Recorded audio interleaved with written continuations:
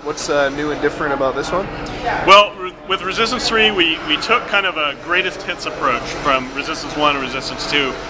We talked about what we all really liked about Resistance 1, Resistance 2. We took elements from those two games and we made it this greatest hit, but then put a really heavy dose of kind of narrative style and feeling into this game. So the theme that we were going with was this heroic survival in a brutal world, and so we wanted to show what the effects of Chimeran occupation was, how humans are surviving, and really give it more of a human feel than the earlier games, which were much more military based. Like everyone has to work in trilogies, so is this like the third part of the existing story, or? This is this is the third part of the Resistance story. It's kind of, this is our Nathan Hale, Joseph Capelli storyline in the 1950s. It picks up 4 years after the events of Resistance 2. At the end of Resistance 2, our protagonist met an unfortunate end. So you start off playing as Joseph Capelli, who was featured in Resistance 2 in a minor role.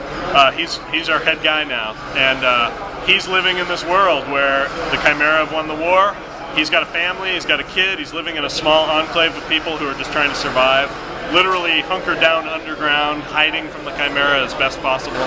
And you know, we put the character on a journey from this Haven, Oklahoma to New York City, and you'll meet different human enclaves along the way, and each group will kind of be surviving in a different way. And so we wanted to show different facets of humanity. Not all of them always good.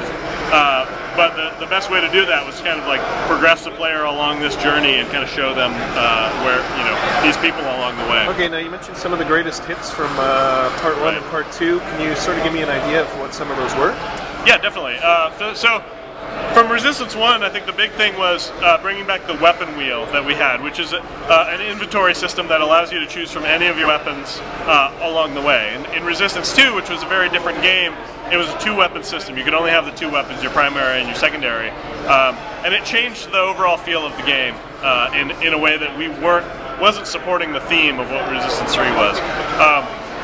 We kind of moved away from our health system of both games to do a non-regenerative health, because, again, if the focus is survival, we don't want you to just kind of hide out behind a barrel and wait for your health to regenerate and start over. So you've got this health system where you're losing health along the way. You play very differently when you're low on health. So that's something that kind of was kind of a middle ground in between the two games. And Resistance 2, we took a lot of the storytelling elements that we had built. So a lot of the kind of the vignettes and the NPC interactions and everything from 2 were really important in building Resistance 3, where it's heavily, story driven. Right. Now I just recently played the two back to back. Oh wow. Okay. And I found that Part 2 is really hard, actually. I usually play on like the medium level, but there was a lot of parts where I was stuck and I had to keep doing it. Have you guys? Was that a common? It was, and I think that that complaint is a common one. It was a very, very difficult game, especially in certain. Normal didn't feel like a normal game, and what that told us is that we really need more time to work on the game. So we got an extra 8 or 9 months on this game. And what that allowed us to do is we had built the entire game, and we could tune it as an entire game. So we didn't get into that slippery slope where you're kind of like focusing on specific demos or something. So those levels get more focused than everything else. But the main thing was we were able to test it as a full game with players and do all the difficulty tuning and the pacing tuning.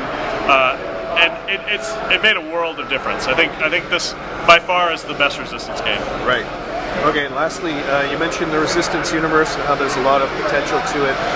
How far do you see it going? I mean, is it like a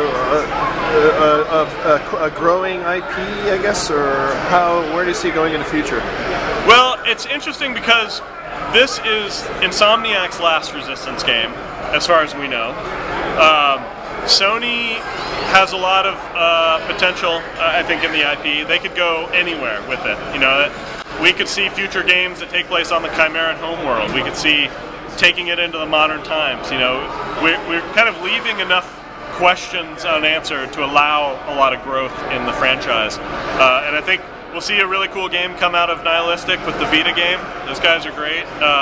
and we've seen comics. We've got 2 novels now, and I think there's just a lot of room to go.